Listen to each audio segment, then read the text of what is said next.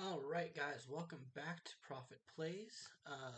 Obviously we are not doing eggs tonight, as I had said we were going to do in my last set of videos, but I'll be straight up and say I'm not smart enough to play that deck. I rented it, I goldfished it, I played it, I could not get the hang of it, so eggs is off the menu for right now, until I get smarter, so that could be a little while. Tonight we're going to be going with Living End.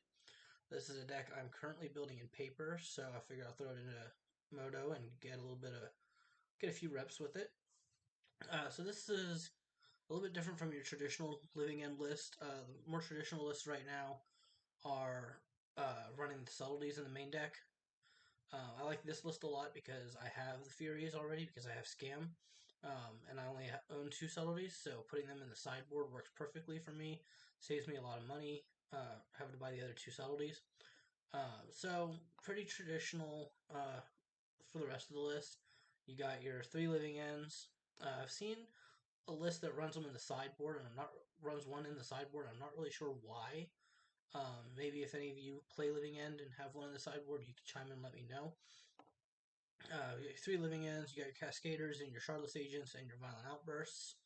You got your four griefs, all your cycle creatures. Run the three furies in the main deck. You got your new Lord of the Rings editions of the Genersant and the Oliphants. The four Force Negation, one of the biggest upgrades to this deck, along with Odawara and Beseiju for some utility there.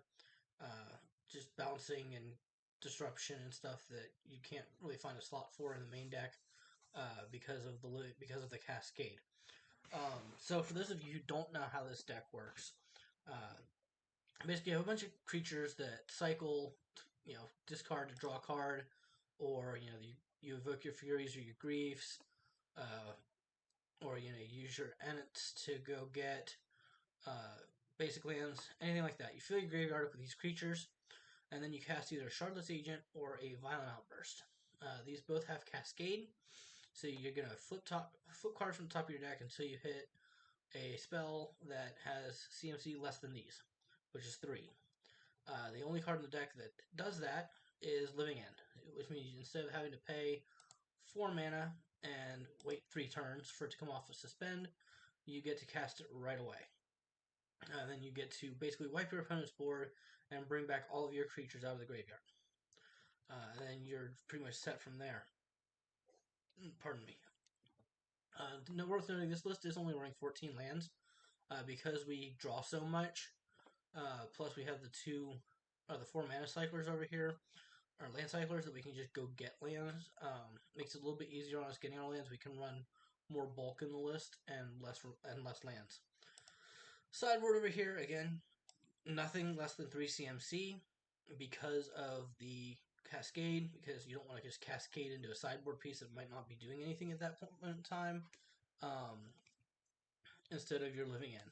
So running 3 Leyline of Sanctities for the Grief matchup, any kind of Jund Saga, any of those Thoughtseize matchups, or target player exiles or graveyard matchups, stuff like that. 2 Subtleties also coming against Scam. A little Scam in their Grief, and you can just bounce it.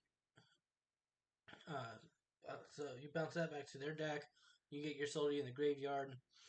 It's a win-win. 2 Brazen Borrowers for bouncing crap. And this bounces pesky things like bridges or um, say a Leyline of the Void, something along those lines. Anything that's going to hurt your game plan, you can bounce it out of the way with the Brazen Borrower. 2 Leyline of the Void, another scam counter. Yes, we have a lot of scam counters in this sideboard, but also works well with any kind of Jund or even against like Murktide. Keeps them from delving for the Murktide. Keeps their what's the Darcy, the Deathrite Channeler from, or Dragon Rage Channeler, I think it is. Yeah, Dragon Rage Channeler from ever getting its domain kicked up.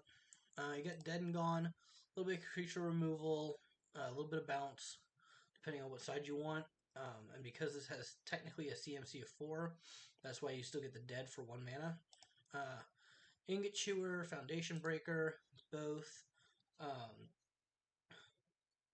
for artifact and enchantment. Well, Ingot Chewer is just artifact. Foundation Breaker hits either one. So this will hit Leyline of the Void, Rest in Peace, and Snaring Bridge, since I'm the resident Lantern player at my LGS. Force of Vigor is pretty much the same thing. And then you get Endurance. So Endurance is really fun. You get Graveyard Hate, so you can bring that in against the Scam and the Jund and etc. matchups. But you can also bring this in against as a precautionary measure for yourself. So if you have a bunch of creatures in your graveyard and your opponent drops, a Rest in Peace or um, any kind of graveyard interaction, and they try to get rid of your graveyard, flash in the Endurance, shuffle it back in your deck, and yeah, it slows you down. You've got to start back over. Got to start over again, but it's better than just losing all of that. So that's the list we're playing tonight. We're gonna probably do 3 rounds, I think, and I'll see you guys in just a moment for round 1.